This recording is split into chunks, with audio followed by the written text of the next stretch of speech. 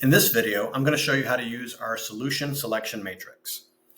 As with all of the products that are downloaded from our site, we recommend that you first go to the instructions tab. You can go to the sheet itself or click on this eye up here, and you'll see what are the steps for using this template.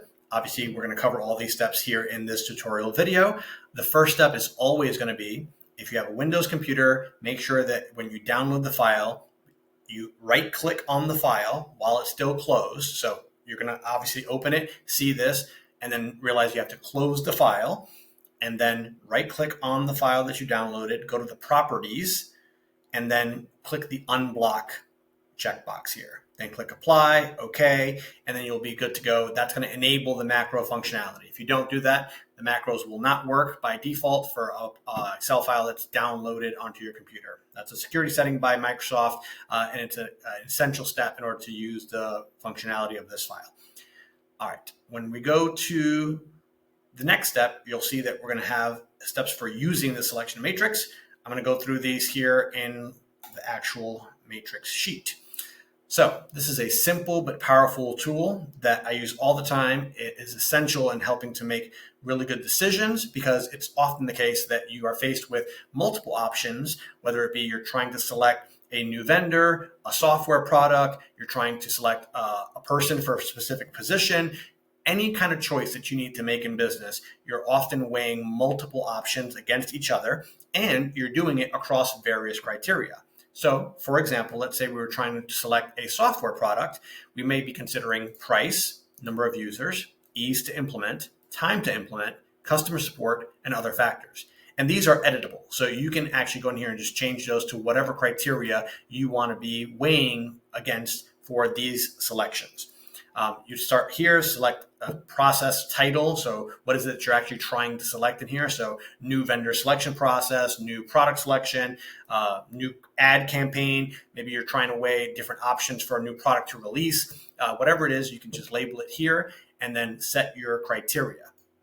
Before you actually start ranking, and this is obviously all just sample data, the next thing is going to be to look at your selection criteria. Now, not every criteria has equal importance in the decision-making process, so you may want to weigh these differently.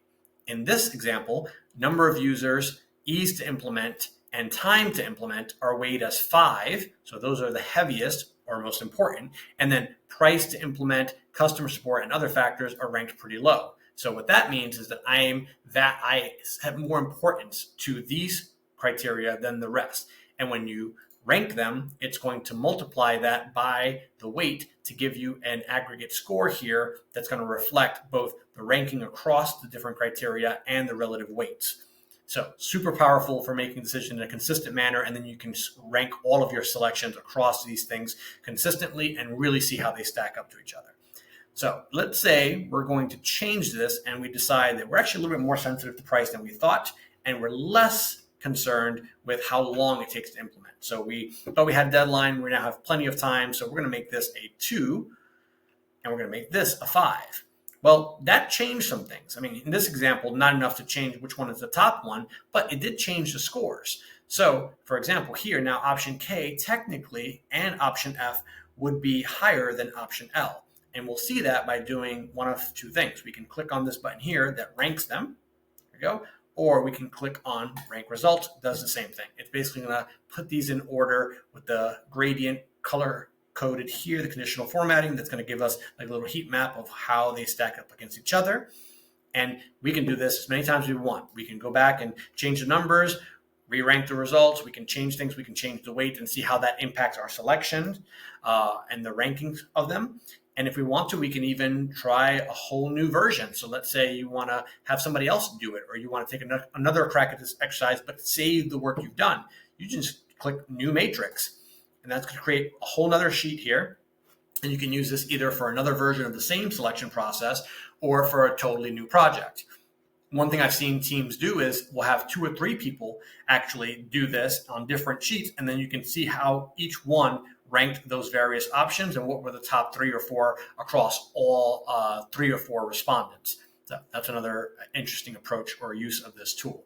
If you want to clear this out, we can always hit clear all, It's going to ask you, are you sure you want to clear it all? Yes, there you go. So now you have a blank canvas, so to speak. So we can start again. Selection, let's name this option 1, option 2, etc. And then you can start from scratch again. Start ranking them from 1 to 5. If it puts something else, it's going to say, no, it's only 1 to 5. So it's going to prevent any errors there. And you can start the process over here again. So a couple other features of note, you can export this as a PDF. So you click right there, it's going to export your rankings as a PDF. If you have any questions, you can refer back to the instruction sheet or this video. And if you have any issues that are not covered by the instruction sheet or this video, reach out to us. You can click right here to email our support team, and we'll be happy to help you. Thanks, and have a great day.